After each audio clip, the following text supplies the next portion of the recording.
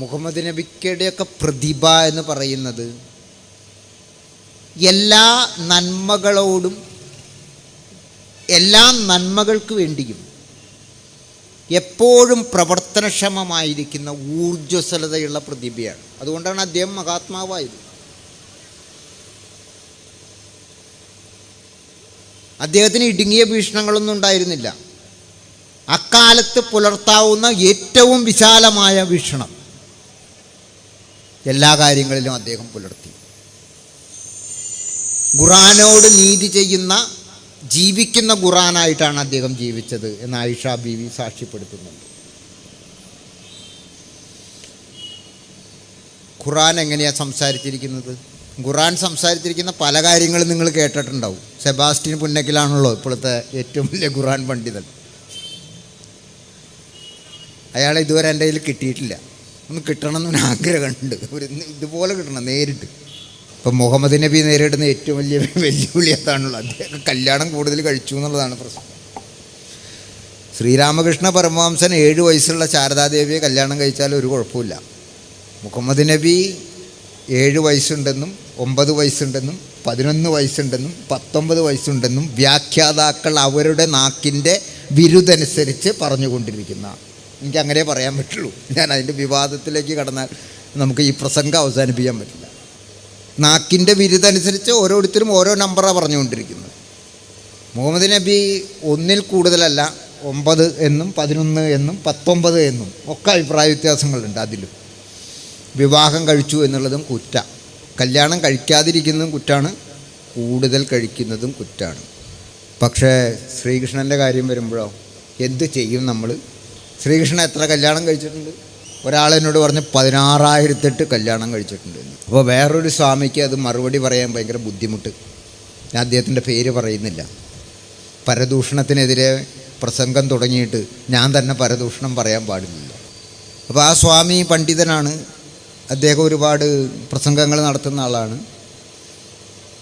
അമ്പലങ്ങളിലെയും അമ്പല സദസ്സുകളിലെയും പ്രിയപ്പെട്ടവനാണ്. അദ്ദേഹം പറയാണ് 16,008 ഭാര്യമാരൊന്നുമില്ല. ശ്രീകൃഷ്ണൻ സൂര്യനാണ്, രശ്മികളാണ് ഭാര്യമാരായിട്ട് പറഞ്ഞിരിക്കുന്നത്. പ്രതീകാത്മകമാണ്. പ്രതീകാത്മകം. അപ്പോൾ ശ്രീകൃഷ്ണൻ പറഞ്ഞ ഭഗവത്ഗീത പ്രതീകാത്മകമാണോ? ഇത് പ്രസംഗിക്കുന്ന സ്വാമിയാണ് പറയുന്നത്. ഭഗവത്ഗീത പ്രതീകാത്മകമാണോ? സൂര്യൻ സംസ്കൃതത്തിൽ ശ്ലോകം ചൊല്ലിയിട്ടാണോ ജീവിക്കുന്നത്? ഇത് വായെ തോന്നിയത് കോതയ്ക്ക് പാട്ട് എന്നുള്ള പോലെ പ്രതീകാത്മകവാദമൊക്കെ ഓരോ സ്ഥലത്തേക്ക് ഇങ്ങനെ വെറുതെ തിരികെ കയറ്റിക്കൊണ്ടിരിക്കുകയാണ്. യഥാർത്ഥത്തിൽ ഭാഗവതം വായിച്ചാൽ നമുക്ക് മനസ്സിലാവും.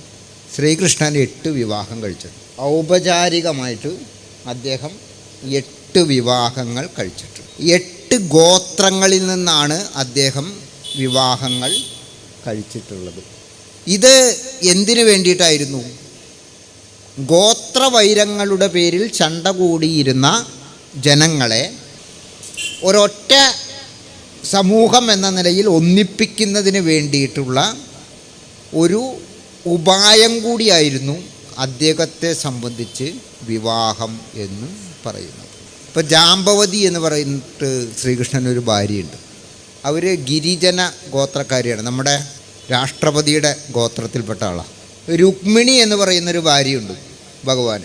അവർ ക്ഷത്രിയ കുലജാതയാണ് എന്ന് പറഞ്ഞാൽ ഉയർന്ന സവർണ കുലജാതയാണ്. അങ്ങേയറ്റത്തെ സവർണ കുലജാത മുതൽ ഇങ്ങേയറ്റത്തുള്ള ഗിരിജന വിഭാഗക്കാരി വരെ ശ്രീകൃഷ്ണൻ്റെ ഭാര്യമാരായിരുന്നു. അവരെല്ലാം അദ്ദേഹത്തിന് മക്കളും ഉണ്ടായിട്ടുണ്ട് എല്ലാവരിലും. അപ്പോൾ ശ്രീകൃഷ്ണൻ 8 വിവാഹം കഴിച്ചു എന്നുള്ളത് ഭാഗവതം അസന്നിഗ്ധമായിട്ട് പ്രസ്താവിച്ചിരിക്കേ. അത് പറയാൻ എന്തിനാ മടിക്കുന്നത്? അത് അന്നത്തെ കാലത്തെ രീതിയായിരുന്നു എന്ന്. ഇപ്പോൾ നമ്മുടെ ആദർശ പുരുഷനായിട്ട് ഇപ്പോൾ കേന്ദ്രം ഭരിക്കുന്ന പ്രധാനപ്പെട്ട വ്യക്തിത്വങ്ങളെ എല്ലാവരും വിളിച്ചു പറയുന്ന സാക്ഷാൽ ശ്രീരാമനുണ്ടല്ലോ. ഈ ശ്രീരാമൻ്റെ അച്ഛൻ എത്ര ഭാര്യമാരുണ്ടായിരുന്നു? 3 ഭാര്യമാരുണ്ടായിരുന്നു.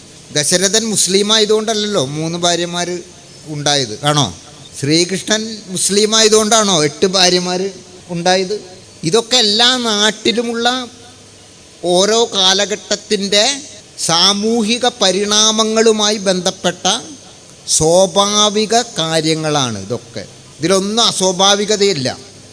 പക്ഷേ ഇതിൻ്റെയൊക്കെ പേര് പറഞ്ഞ് മനുഷ്യരിൽ ഒരു വിഭാഗത്തെ അപഹസിക്കുക, അവരെ സംബന്ധിച്ച ഒരു വെറുപ്പ്, ജുഗുപ്സ ഉണ്ടാക്കുക, അതിൻ്റെ പേരിലുള്ള വൈകാരികത മുതലെടുത്ത് രാഷ്ട്രീയ അധികാര മുതൽക്കൂട്ട് ഉണ്ടാക്കുക, ഇതല്ല ഇപ്പോൾ ഇവിടെ നടന്നുകൊണ്ടിരിക്കുന്നത്. ഇതിനൊരു മാറ്റം കൊണ്ടുവരേണ്ട ഉത്തരവാദിത്വം ആർക്കാണ്?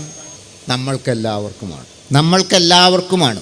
ഇപ്പോൾ ഇവിടെ ഞാൻ വന്നപ്പോൾ പറഞ്ഞു അൻവാറശ്ശേരിയെക്കുറിച്ച്, അബ്ദുൽ നാസർ മദനിയുടെ പ്രസ്ഥാനത്തിൻ്റെ ആസ്ഥാനം എന്ന് കേരളം മുഴുവൻ കരുതുന്ന അൻവാറശ്ശേരിയെക്കുറിച്ച്. ഞാൻ അവിടെ പോയിട്ടാണ് വന്നത്. മടിയിൽ കനുണ്ടെങ്കിലല്ലേ വഴിയിൽ പേടിക്കണ്ടു. അബ്ദുൽ നാസർ മദനി എന്ന് പറയുന്ന വ്യക്തിയുടെ പല പ്രസംഗങ്ങളോടും പല നിലപാടുകളോടും എനിക്ക് യോജിപ്പില്ലാത്ത ആളാണ്. പക്ഷേ യോജിപ്പുകളെ മാത്രം നിലനിർത്തലല്ല ജനാധിപത്യം എന്ന് അറിയാവുന്ന ഒരു ജനാധിപത്യബോധി എന്ന നിലയിൽ, ഒരു ജനാധിപത്യവാദി എന്ന നിലയിൽ അബ്ദുൽ നാസർ മദനി എന്താണ് ചെയ്ത കുറ്റം എന്ന് പ്രോസിക്യൂഷനാൽ തെളിയിക്കപ്പെടാതെ അദ്ദേഹത്തിൻ്റെ വിലയേറിയ ജീവിതത്തിലെ വർഷങ്ങൾ കോയമ്പത്തൂരിൽ തടങ്കലിൽ കിടന്നു. എന്താണ് കുറ്റമെന്ന് തെളിയിക്കപ്പെടാതെ ഒരാളുടെ 17 വർഷങ്ങൾ കാർന്ന് തിന്നുന്ന നീതിപീഠം അന്യായ പീഠമാണ്. അത് ജനാധിപത്യ വ്യവസ്ഥയിൽ സംഭവിച്ചാലും ശരി, കമ്മ്യൂണിസ്റ്റ് വ്യവസ്ഥയിൽ സംഭവിച്ചാലും ശരി, ഇസ്ലാമിക വ്യവസ്ഥയിൽ സംഭവിച്ചാലും ശരി, ജൂത വ്യവസ്ഥയിൽ സംഭവിച്ചാലും ശരി, കാത്തലിക് വ്യവസ്ഥയിൽ സംഭവിച്ചാലും ശരി, ഏത് വ്യവസ്ഥയിൽ സംഭവിച്ചാലും അന്യായമാണ്. ആ അന്യായത്തിനെതിരെയാണ് ശബ്ദം അന്നും ഉയർത്തിയിട്ടുള്ളത്, ഇപ്പോഴും ഉയർത്തുന്നത്, എപ്പോഴും ഉയർത്താൻ പോകുന്നതും. അല്ലാതെ അബ്ദുൽ നാസർ മദനി പറയുന്നത് മുഴുവൻ ശരിയാണ് എങ്കിൽ എനിക്ക് അദ്ദേഹത്തിൻ്റെ ഒരു പ്രസംഗം റെക്കോർഡ് ചെയ്തിട്ട് പോക്കറ്റിലിട്ട് നടന്നാൽ പോരെ, അതങ്ങോട്ട് ഓൺ ചെയ്താൽ മതിയല്ലോ എല്ലായ്ക്കിലും ചെന്നിട്ട്. എനിക്ക് എൻ്റെ അഭിപ്രായങ്ങളുണ്ടെന്നേ. എനിക്ക് വളരെ ഇഷ്ടപ്പെട്ട ഒരു രാഷ്ട്രീയ നേതാവാണ് പിണറായി വിജയൻ. പക്ഷേ അദ്ദേഹം പറയുന്ന കാര്യങ്ങളോടും ചിലതിനോടും എനിക്ക് വിയോജിപ്പുണ്ട്, ഞാനത് തുറന്നു പറയാറുണ്ട്. അതുപോലെ എനിക്ക് വളരെ ഇഷ്ടപ്പെട്ട ആളാണ് രാഹുൽ ഗാന്ധി. രാഹുൽ ഗാന്ധിക്ക് എന്തൊക്കെ പറഞ്ഞാലും ഒരു മതേതര ഇന്ത്യയുടെ ആദരവർഹിക്കുന്ന ഒരു പശ്ചാത്തലമുണ്ട്, ഒരു രാഷ്ട്രീയ സാംസ്കാരിക സാമൂഹിക പശ്ചാത്തലമുണ്ട്. എന്ന് കരുതിയിട്ട് രാഹുൽ ഗാന്ധി പറയുന്ന എല്ലാ കാര്യത്തോടും ചെയ്യുന്ന എല്ലാ കാര്യത്തോടും നമുക്ക് യോജിക്കാൻ പറ്റുമോ? ഞങ്ങളെ അയോധ്യ അമ്പലത്തിൻ്റെ തറക്കല്ലിടുന്നതിൽ ക്ഷണിക്കാത്തതിൽ ഞങ്ങൾക്ക് പ്രതിഷേധമുണ്ട് എന്ന് പറഞ്ഞ് വിലപിക്കുന്ന ഒരു നെഹ്റുവിൻ്റെ രക്തം ശിരകളിൽ ഓടുന്നു എന്ന് പറയുന്ന വ്യക്തിത്വങ്ങളോട് നമുക്ക് എങ്ങനെയാണ് യോജിക്കാൻ പറ്റുക? നെഹ്റു പറഞ്ഞാൽ തന്നെ യോജിക്കാൻ പറ്റുമോ? അത് കാരണം അമ്പലങ്ങൾക്ക് തറക്കല്ലിടുന്നിടത്തേക്ക് പോലാണോ ഒരു മതനിരപേക്ഷ ജനാധിപത്യ രാഷ്ട്രീയ പ്രസ്ഥാനത്തിൻ്റെ പ്രധാന ചുമതല എന്ന് പറയുന്നത്? എനിക്കങ്ങനെ ഒരു അഭിപ്രായമില്ല. ഇന്ത്യയിൽ നമ്മൾ ഇന്നിപ്പോൾ ദുരന്തം എന്ന് പറയുന്ന, വിഷമകരം എന്ന് പറയുന്ന, അപലപനീയം എന്ന് പറയുന്ന, അന്യായം എന്ന് പറയുന്ന, ഭരണകൂട ഭീകരത എന്ന് വിളിക്കുന്ന ഒരു ഭരണവ്യവസ്ഥ നിലവിലുണ്ടല്ലോ. നിങ്ങൾ പറയും ഞാൻ ഇപ്പോൾ എന്താ ആളുകളുടെ പേര് പറയാത്തതെന്ന്. പേടിയായിട്ടല്ല കേട്ടോ, പോലീസുകാരുണ്ട് എന്നുള്ളത് കൊണ്ടും അല്ല. ഈ സമ്മേളനം മുഹമ്മദ് നബിയുടെ വേദിയാണ് എന്നുള്ളത് കൊണ്ടാണ്. ഈ സമ്മേളന വേദി മുഹമ്മദ് നബിയുടേത് ആണ് എന്നുള്ളത് കൊണ്ടാണ്. അങ്ങനൊരു ഭരണകൂടം ഇപ്പോൾ ഇവിടെ നിലനിൽക്കുന്നുണ്ടല്ലോ ഹിന്ദുത്വത്തിൻ്റെ പേരിൽ. എങ്ങനെയാണ് ആ ഭരണകൂടം ഇവിടെ വന്നത്? എന്തായിരുന്നു അവരുടെ രാഷ്ട്രീയ വിജയ തേർവാഴ്ചയുടെ മുടക്ക് മുതൽ? ആ മുടക്ക് മുതൽ ബാബറി പള്ളിയായിരുന്നു. ബാബറി മസ്ജിദായിരുന്നു. ഈ ബാബറി മസ്ജിദ് തകർക്കുന്നത് നോക്കുകുത്തിയായിട്ട് നോക്കി നിന്ന ഒരു മനുഷ്യൻ്റെ പേര് വളരെ വലിയ വീരശൂര പരാക്രമത്വം ഉള്ളിൽ ഉദിപ്പിക്കുന്ന ഒരു പേരാ നരസിംഹറാവു. നരസിംഹം എന്നൊക്കെ കേട്ട് കഴിഞ്ഞാൽ നമുക്ക് എന്തോ ഒരു സംഭവമാണെന്നാണ് തോന്നുന്നത്.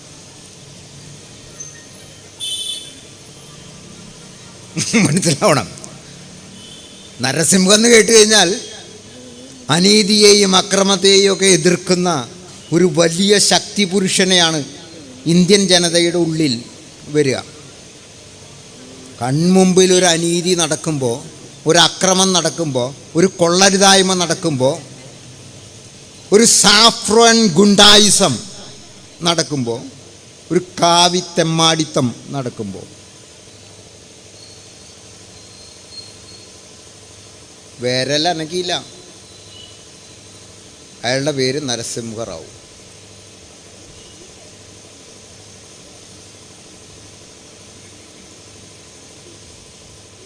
ഒരു 3-4 ഹെലികോപ്റ്ററിൻ്റെ പ്രശ്നം ഉണ്ടായിരുന്നുള്ളൂ. ബാബറി മസ്ജിദിൻ്റെ തകർച്ച തടയാൻ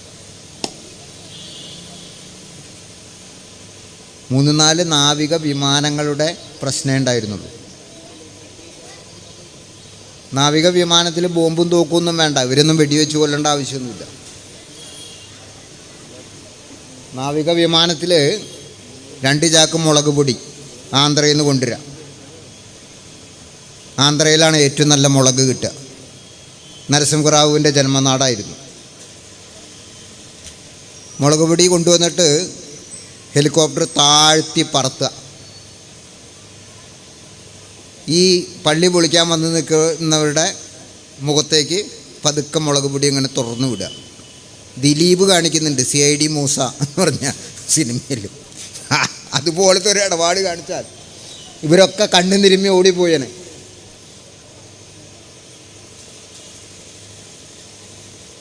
നമുക്കെന്തിനാണ് പട്ടാളം? നമുക്കെന്തിനാണ് പോലീസ്? നമുക്കെന്തിനാണ് അർദ്ധസൈനിക വിഭാഗങ്ങൾ? ഇത്തരം അനീതികളെയും അക്രമങ്ങളെയും ചെറുക്കാൻ വേണ്ടിയിട്ടാണ്. ഒരു വലിയ അനീതിയും അക്രമവും അവിടെ നടക്കുക. അതാണ് നമ്മൾ ഇന്ന് വിഷമകരം എന്ന് വിളിക്കുന്ന രാഷ്ട്രീയ പരിതസ്ഥിതിയുടെ മുടക്കുമുതൽ എന്ന് നമുക്ക് മനസ്സിലാക്കണം. ആ മുടക്കുമുതൽ കൊടുത്തു അത് അവിടെ വെച്ച് അവസാനിച്ചെങ്കിൽ കൊള്ളായിരുന്നു. അത് കഴിഞ്ഞ് കോടതികളൊക്കെയാണ് ഇവിടുത്തെ ഏറ്റവും വലിയ തമാശകൾ ഉണ്ടാക്കിയത്. കോടതി പറയാണ് അതൊരു ക്രിമിനൽ നടപടിയാണ്. പക്ഷേ ക്രിമിനൽ നടപടിയാണ് എങ്കിലും, അത് അപലപനീയമാണ് എങ്കിലും, അത് ചെയ്ത എല്ലാവരും വെറുതെ വിടപ്പെടുകയാണ്. എന്താണ് കോടതി ഇതിൽ കൂടെ നൽകിയ സന്ദേശം? ഒരു കുറ്റകൃത്യം നടന്നു, പക്ഷേ കുറ്റവാളികൾ ആരാണെന്നറിയാതെ, കുറ്റവാളികളില്ലാതെയാണ് കുറ്റകൃത്യം നടന്നത്. അങ്ങനെ ഒരു ഗുണമുണ്ടായി. കുറ്റകൃത്യം കുറ്റവാളികളില്ലാതെ നടക്കാം എന്ന ഒരു അവസ്ഥ ഇന്ത്യയുടെ ബഹുമാനപ്പെട്ട നീതിന്യായ പീഠങ്ങൾ അയോധ്യ വെർഡിക്റ്റിലൂടെ നമ്മുടെ മുമ്പിൽ മുന്നോട്ട് വച്ചു.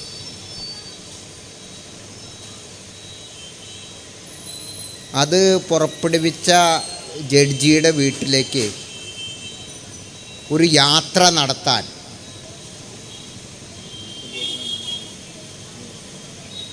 ഡൽഹിയിൽ നിന്ന് ലക്നൗവിലേക്ക് വലിയ ദൂരമില്ല. നടത്തിയോ ആരെങ്കിലും നടത്തിയോ അങ്ങനെ ഒരു യാത്ര? ആരും നടത്തിയില്ല. നമ്മളത് മനസ്സിലാക്കേണ്ടതുണ്ട്, അത് തിരിച്ചറിയേണ്ടതുണ്ട്. നമ്മുടെ ജനാധിപത്യത്തിൻ്റെ ലക്ഷണം മനുഷ്യൻ മതത്തിൻ്റെ പേരിൽ എന്തെങ്കിലും പ്രത്യേക പരിഗണനയോ അവഗണനയോ അനുഭവിക്കുന്ന അവസ്ഥ ഉണ്ടാവുക എന്നുള്ളതല്ല ജനാധിപത്യം. മതത്തിൻ്റെ പേരിൽ മനുഷ്യൻ പ്രത്യേക പരിഗണനയോ അവഗണനയോ അനുഭവിക്കുന്ന അവസ്ഥ, ജാതിയുടെ പേരിൽ മനുഷ്യൻ പ്രത്യേക പരിഗണനയോ അവഗണനയോ അനുഭവിക്കുന്ന അവസ്ഥ ജനാധിപത്യമല്ല.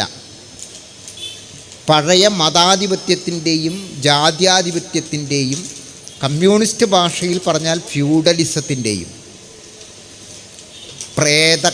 പ്രേതവാഴ്ചകളാണത്. ആ പ്രേതവാഴ്ചകൾ ഒരു മതത്തിൻ്റെ പേരിലും ഇവിടെ ആരും തിരിച്ചു കൊണ്ടുവരുവാൻ ശ്രമിക്കേണ്ടതില്ല. അവരോടൊപ്പം ഒന്നും നമ്മളുണ്ടായിരിക്കില്ല, ആരുടെ ഒപ്പം ഉണ്ടായിരിക്കില്ല. അത് ഹിന്ദുവിൻ്റെ നാമത്തിലാണെങ്കിലും ക്രിസ്ത്യാനിയുടെ നാമത്തിലാണെങ്കിലും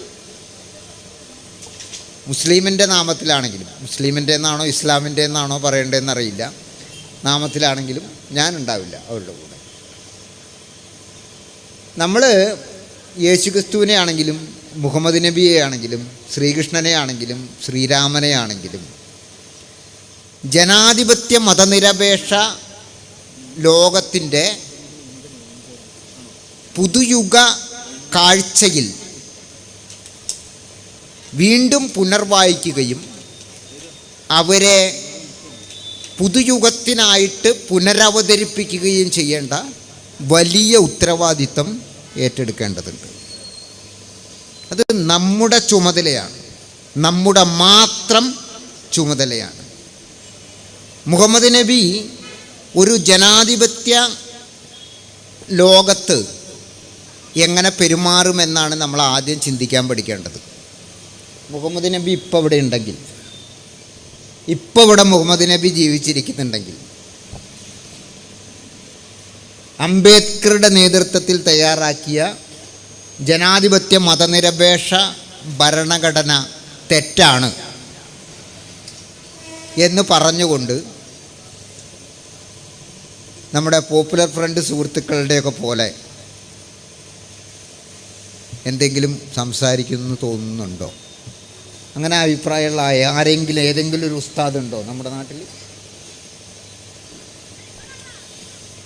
ജനാധിപത്യം വേണ്ട, മതനിരപേക്ഷത വേണ്ട.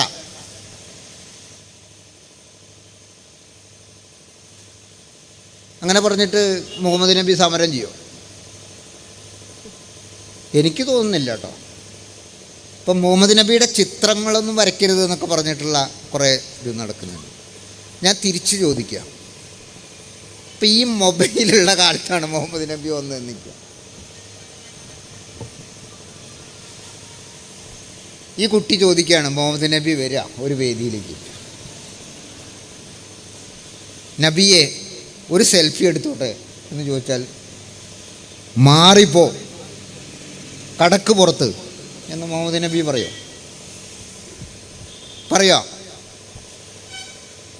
എനിക്ക് തോന്നുന്നില്ല.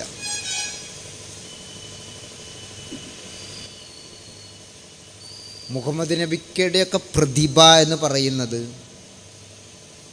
എല്ലാ നന്മകളോടും, എല്ലാ നന്മകൾക്ക് വേണ്ടിയും എപ്പോഴും പ്രവർത്തനക്ഷമമായിരിക്കുന്ന ഊർജ്ജസ്വലതയുള്ള പ്രതിഭയാണ്. അതുകൊണ്ടാണ് അദ്ദേഹം മഹാത്മാവായത്. അദ്ദേഹത്തിന് ഇടുങ്ങിയ വീക്ഷണങ്ങളൊന്നും ഉണ്ടായിരുന്നില്ല. അക്കാലത്ത് പുലർത്താവുന്ന ഏറ്റവും വിശാലമായ വീക്ഷണം എല്ലാ കാര്യങ്ങളിലും അദ്ദേഹം പുലർത്തി. ഖുറാനോട് നീതി ചെയ്യുന്ന, ജീവിക്കുന്ന ഖുറാനായിട്ടാണ് അദ്ദേഹം ജീവിച്ചത് എന്ന് ആയിഷ ബീവി സാക്ഷ്യപ്പെടുത്തുന്നുണ്ട്. ഖുറാൻ എങ്ങനെയാണ് സംസാരിച്ചിരിക്കുന്നത്? ഖുറാൻ സംസാരിച്ചിരിക്കുന്ന പല കാര്യങ്ങളും നിങ്ങൾ കേട്ടിട്ടുണ്ടാവും. സെബാസ്റ്റ്യൻ പുന്നക്കിലാണല്ലോ ഇപ്പോഴത്തെ ഏറ്റവും വലിയ ഖുറാൻ പണ്ഡിതൻ. അയാളെ ഇതുവരെ എൻ്റെ കയ്യിൽ കിട്ടിയിട്ടില്ല. ഒന്ന് കിട്ടണമെന്നൊരു ആഗ്രഹമുണ്ട്. ഇതുപോലെ കിട്ടണം നേരിട്ട്.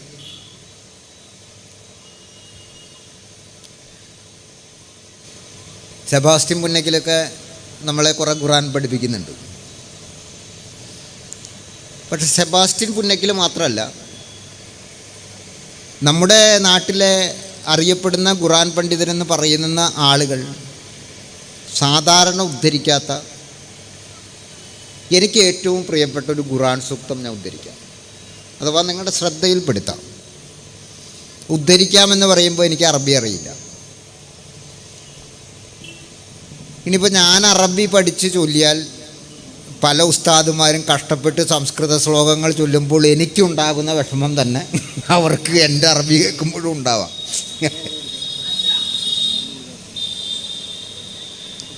മനസ്സിലായോ? അത്തരം വിഷമങ്ങളിലേക്കൊന്നും പോകണ്ട. നമുക്ക് എല്ലാവർക്കും മനസ്സിലാവുന്ന ഭാഷയിൽ അങ്ങോട്ട് സംസാരിക്കാം, മലയാളത്തിൽ. ഖുറാനിലെ 22-ാം അധ്യായത്തിലെ 40-ാമത്തെ ആയത്ത്,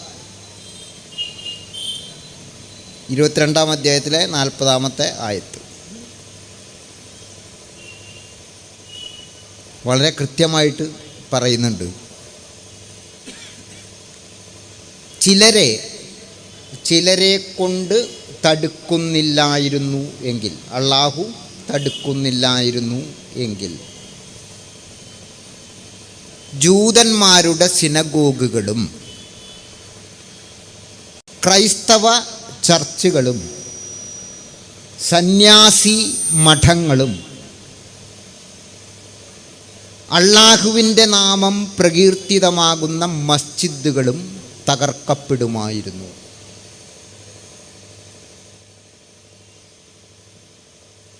എന്താണ് അള്ളാഹു ഇതിൽ കൂടെ മുന്നോട്ട് വയ്ക്കുന്ന സന്ദേശം? സിനഗോഗുകൾ, ജൂതന്മാരുടെ ആരാധനാലയങ്ങൾ ഇല്ലാത്തൊരു ലോകം ഉണ്ടാവണമെന്നാണോ അള്ളാഹു ആഗ്രഹിക്കുന്നത്?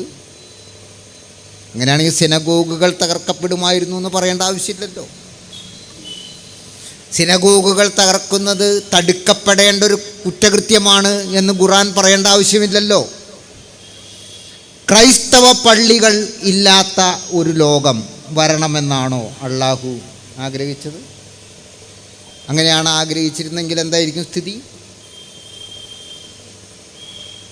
അല്ല, അള്ളാഹു ക്രൈസ്തവ പള്ളികളില്ലാത്ത, സിനഗോഗുകളില്ലാത്ത, സന്യാസി മഠങ്ങളില്ലാത്ത, മസ്ജിദുകൾ മാത്രമുള്ള ഒരു ലോകം വിഭാവനം ചെയ്യുന്നില്ല എന്ന് നമ്മളങ്ങ് മനസ്സിലാക്കിയാൽ നമുക്കും ലോകത്തിനും ഉണ്ടാവുന്ന മനസമാധാനം ഉണ്ടല്ലോ, വളരെ വലുതാണ്.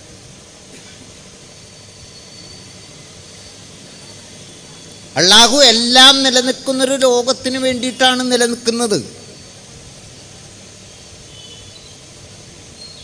ഞാൻ ആ ആയത്തിൻ്റെ നമ്പർ ഓർക്കുന്നില്ല, എനിക്ക് ഈ നമ്പറുകൾ കുറവുള്ളൊരു മനുഷ്യനാണ്, അതാണ് പ്രശ്നം. പക്ഷേ ആയത്ത് വളരെ പ്രധാനപ്പെട്ടതാണ്. ഉസ്താദുമാർക്ക് അറിയാം, അവർ പറഞ്ഞു തരും നമ്പറൊക്കെ നിങ്ങളോട്. എന്താണ് സന്ദർഭം എന്ന് ഞാൻ പറയാം. വിശുദ്ധ കാബ ദേവാലയം പണി പൂർത്തീകരിച്ച് കഴിഞ്ഞിട്ട് ഇബ്രാഹിം നബി അദ്ദേഹത്തിൻ്റെ മകനോടൊപ്പം നടത്തുന്ന ഒരു പ്രാർത്ഥനയുണ്ട്. ആ പ്രാർത്ഥനയിൽ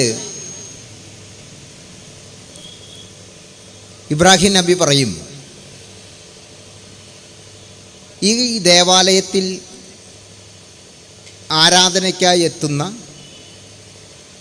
എല്ലാ വിശ്വാസികൾക്കും കിടക്കാനുള്ള ഇടവും കുടിക്കാനുള്ള വെള്ളവും കഴിക്കാനുള്ള ആഹാരവും നീ സമൃദ്ധിയായി നൽകണമേ അള്ളാഹുവേ എന്ന്. അപ്പോൾ ഒരു അശരീരി വരികയാണ്. അശരീരി എന്ന് പറഞ്ഞാൽ ശരീരമില്ലാത്ത ശബ്ദം, വാക്ക് വരികയാണ്. ഇതൊക്കെ നാം അവിശ്വാസികൾക്കും നൽകും എന്ന് പറഞ്ഞാൽ, അവിശ്വാസിക്ക് അഥവാ കാറൽ മാർക്സിന് കുടിവെള്ളം നിഷേധിക്കുന്ന അള്ളാഹു ഖുറാനിലില്ല. കാറൽ മാർക്സിന് കിടപ്പാടം നിഷേധിക്കുന്ന അള്ളാഹു ഖുറാനിലില്ല. കാറൽ മാർക്സിന് ശ്വാസം നിഷേധിക്കുന്ന അള്ളാഹു ഖുറാനിലില്ല. നിങ്ങൾ വിശ്വാസിയായാലും അവിശ്വാസിയായാലും എല്ലാവർക്കും ഭക്ഷണവും എല്ലാവർക്കും വെള്ളവും എല്ലാവർക്കും കിടക്കാനുള്ള ഇടവും നൽകുന്ന കരുണയുടെ മൂർത്തിയായ അള്ളാഹുവാണ് ഖുറാനിലുള്ളത്. അള്ളാഹു മുസ്ലിം ലീഗിൻ്റെ ഓഫീസൊന്നുമല്ല നടത്തുന്നത്. ബിസ്മില്ലാഹി റഹ്മാനി റഹീം, അതാണ് ഇസ്ലാമിൻ്റെ മഹാമന്ത്രം. ഇതെന്താണ് നമ്മുടെ ആളുകൾക്ക് മനസ്സിലാവാത്തത്? ഞാൻ പറഞ്ഞു വന്നിടത്ത് നിർത്തുകയാണ്. ഇപ്പോൾ സമയം എത്രയാണ് എന്ന് വെച്ചാൽ പറഞ്ഞോളൂ, ഞാൻ നിർത്താം. ഞാൻ നിർത്താൻ പോവാ. ഇവിടെ എന്താ പ്രശ്നം? ഞാൻ 22:40 പറഞ്ഞതാണ് പ്രശ്നം. ഒരു പള്ളി തകർക്കപ്പെടുന്നത് നോക്കുകുത്തിയായി നോക്കി നിന്നു. അതിൻ്റെ ദുരന്തം നാം അനുഭവിക്കുന്നത്. നിങ്ങൾ നാളെ ഒരു അമ്പലം തകർക്കപ്പെടുന്നത് നോക്കുകുത്തിയായി നോക്കി നിന്നാൽ, നിങ്ങൾ നാളെ ഒരു ക്രൈസ്തവ ചർച്ച് തകർക്കപ്പെടുന്നത് നോക്കുകുത്തിയായി നോക്കി നിന്നാൽ ഇത് തന്നെ സംഭവിക്കും. നമ്മൾ ഒരിക്കലും ഒന്നും തകർക്കുന്നത് നോക്കി നിൽക്കരുത്. നമ്മളതിൽ വിശ്വസിക്കുന്നോ ഇല്ലയോ, നമ്മുടെ വിശ്വാസം ശരിയോ തെറ്റോ, അത് വേറെ കാര്യമാണ്. പക്ഷേ ജനാധിപത്യ വ്യവസ്ഥയിൽ ഏത് വിശ്വാസവും ജീവിതത്തിൻ്റെ ഭാഗമായി കൊണ്ടു നടക്കുന്നതിനും ഒരു വിശ്വാസവും കൊണ്ടു നടക്കാതിരിക്കാനും, എന്നാൽ വിശ്വാസിയും അവിശ്വാസിയും ആയിരിക്കെ തന്നെ മനുഷ്യനെന്നും ഇന്ത്യൻ പൗരനെന്നും ഉള്ള നിലയിൽ, അഥവാ പൗരൻ എന്ന നിലയിലുള്ള ഒരുമിപ്പോടുകൂടി നിലനിൽക്കാനും എല്ലാവർക്കും കഴിയേണ്ടതുണ്ട്. അതിന് വിരുദ്ധമായ എല്ലാ പ്രവണതകളെയും മുഹമ്മദ് നബിക്കെതിരായുള്ള പ്രവണതയായി കാണണം, ശ്രീരാമനെതിരായ പ്രവണതയായി കാണണം, ശ്രീകൃഷ്ണനെതിരായ പ്രവണതയായി കാണണം, ശ്രീബുദ്ധനെതിരായ പ്രവണതയായി കാണണം, യേശുക്രിസ്തുവിനും ബുദ്ധനും ഗുരുനാനാക്കിനും ജിനനും വർദ്ധമാന മഹാവീരനും ശ്രീനാരായണ ഗുരുവിനും ഒക്കെ എതിരായ പ്രവണതയായിട്ട് കാണണം. അങ്ങനെ കാണാൻ നമുക്ക് കരുത്തുണ്ടാവട്ടെ. ഞാൻ പറഞ്ഞ മുഹമ്മദ് നബി ഖുറാൻ ജീവിച്ച മനുഷ്യനാണ്, ഖുറാനിൽ ജീവിച്ച മനുഷ്യനാണ്, ഖുറാനായി ജീവിച്ച മനുഷ്യനാണ്. ആ ഖുറാനിൻ്റെ സന്ദേശമാണ് ഞാൻ പറഞ്ഞത്. സിനഗോഗുകൾ തകർക്കപ്പെടുന്നത് കാണാൻ ഇഷ്ടമില്ലാത്ത, ക്രൈസ്തവ ചർച്ചുകൾ തകർക്കപ്പെടുന്നത് കാണാൻ ഇഷ്ടമില്ലാത്ത, സന്യാസി മഠങ്ങൾ തകർക്കപ്പെടുന്നത് കാണാൻ ഇഷ്ടമില്ലാത്ത, മസ്ജിദുകൾ തകർക്കപ്പെടുന്നത് കാണാൻ ഇഷ്ടമില്ലാത്ത അള്ളാഹുവിൻ്റെ വചസ്സുകളാണ് ഖുറാൻ. ആ ഖുറാനിൽ ജീവിച്ച മുഹമ്മദ് നബിയുടെ ഇന്ത്യ, മുഹമ്മദ് നബി ജീവിക്കേണ്ടുന്ന ഇന്ത്യ എന്ന് പറയുന്നത് ഒരു മതവും മറ്റൊരു മതത്തെ തകർക്കാനായി നിലകൊള്ളുന്ന ഒരു ഇന്ത്യ ആയിരിക്കരുത്. അങ്ങനെ ഒരു ഇന്ത്യ വേണ്ട. അങ്ങനെ ഒരു ഇന്ത്യ ഇല്ലാതാവാൻ വേണ്ടിയിട്ടും എല്ലാവരും സന്തോഷത്തോടു കൂടി ജീവിക്കുന്ന ഒരു ഇന്ത്യ ഉണ്ടായി എന്നെന്നും നിലനിൽക്കുന്നതിന് വേണ്ടിയും നമുക്ക് ഒരുമിച്ച് പ്രവർത്തിക്കാം എന്ന് പറഞ്ഞുകൊണ്ട് അല്പം നീണ്ടുപോയ എൻ്റെ വാക്കുകൾ ഉപസംഹരിക്കുന്നു.